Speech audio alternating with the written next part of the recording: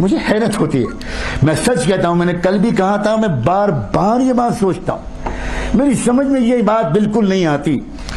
کیوں لڑکیاں اس بات کو نہیں سمجھتی کہ ان کا حسن اور ان کا جسم ان کے بننے والے شوہر کی امانت ہے۔ وہ ہر ایک کے لیے پبلک پراپرٹی نہیں ہے، وہ پبلک کی پراپرٹی نہیں ہے کہ ہر ایک اس کو دیکھے اور داد دے اور ہر ایک ٹیز کرے اور ہر ایک جملے کسے اور ہر ایک اس کے بعد پیچھا کرے اور سیٹیاں بجائے اور ہر ایک تنہائیوں میں ملنے کی کوشش کرے۔ وہ نہایت ناسمجھ لڑکیاں ہیں جو اس تخلیقی راز کو اور خدا کی تخلیقی اسکیم کو نہیں سمجھتی، اور وہ لڑکے انتہائی ناسمجھ ہیں، اور وہ اس بات کو بالکل نہیں سمجھتے، اس بات کو نہیں سمجھتے جس کا قرآن مجید میں اعلان کیا گیا ہے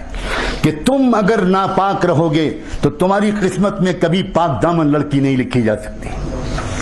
اور لڑکیوں کی سمجھ میں یہ بات نہیں آتی کہ تم اگر ناپاک بنو گی تو تمہاری قسمت میں کبھی بھی پاک دامن لڑکا نہیں لکھا جا سکتا۔ الطیبات للطیبین والطیبون للطیبات والخبیثات للخبیثین والخبیثون للخبیثات۔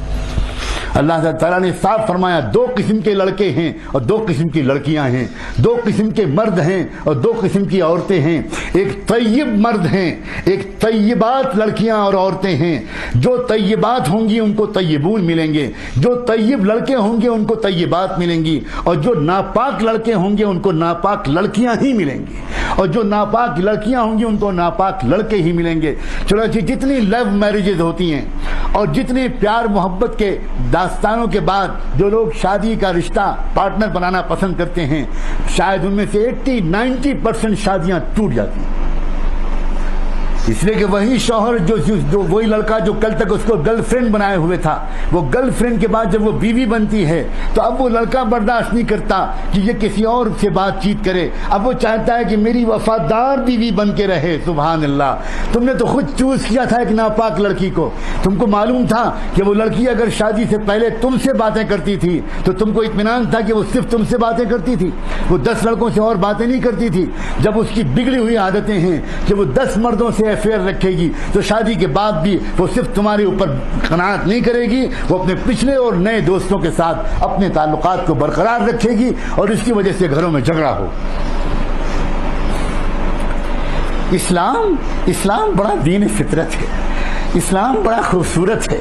اسلام سائنٹیفک ہے، اسلام نیچرل ہے، اسلام محمد رسول اللہ صلی اللہ علیہ وسلم جو دین لے کر آئے وہ پورا دین اور پوری شریعت یقین مانو میرے اور آپ کے مسائل کا حسین ترین حل ہے۔ اپنی نگاہوں کو کنٹرول کرو،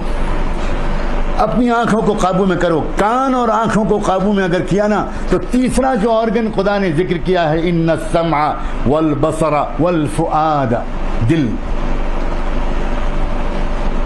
اب مسئلہ ہے دل کا، اب باری ہے دل کی۔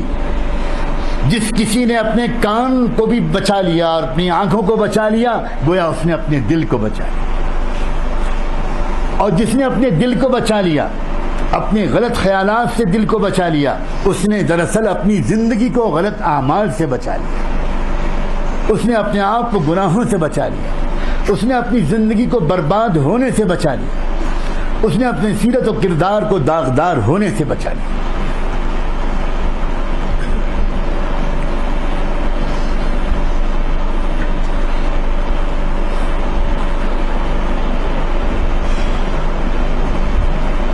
یہ سن کر بہت خوشی ہوتی ہے کہ اللہ کا شکر ہے کہ باوجود اس کے کہ بہت ماحول کو خراب کرنے کی ڈیلیبریٹ کوششیں کی جا رہی ہیں اور نادانی میں بھی بہت سی غلطیاں ہو رہی ہیں، لیکن اس کے باوجود بڑی تعداد میں نوجوان انہی گندے ماحولوں سے نکل کر توبہ کر کے اللہ کا دامن تھامنا چاہ رہے ہیں،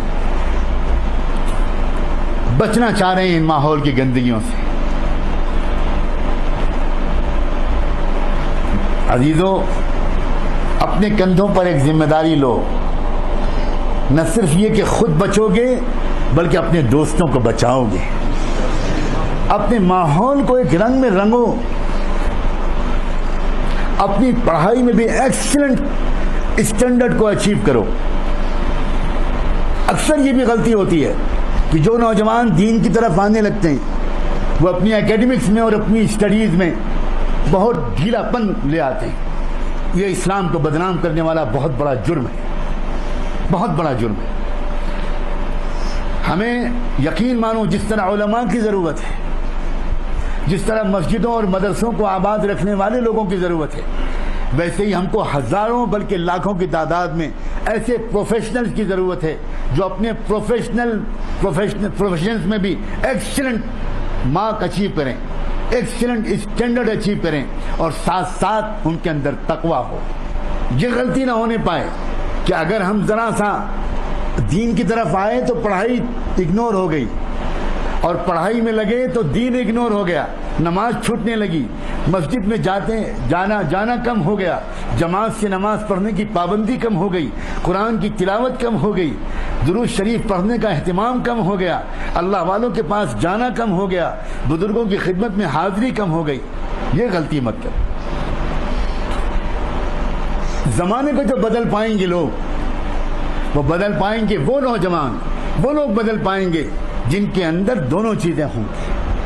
جن کے اندر ویلیوز بھی ہوں گے اور جن کے اندر پروفیشنلزم بھی ہوگا. اپنے اپنے میدان کا جو بھی آپ نے اپنے لیے میدان چنا ہو, اس میدان میں اچھے سے اچھے نمبروں سے پاس ہو, اور صرف پاس مت ہو بلکہ ایک کانفیڈنس ہو تم کو اپنے پروفیشن میں, ایک زبردست اعتماد ہو اپنے جاب میں, اپنے پروفیشن میں, اور اس کے ساتھ ساتھ اللہ کرے اللہ کرے اللہ کرے اپنے کانوں اور اپنے آنکھوں کو, اور پھر ان دونوں کے نتیجے میں اپنے دل کو سماج کی پھیلی ہوئی خرابیوں سے اپنے آپ کو بچائے رکھنے میں کامیاب ہو جاؤ.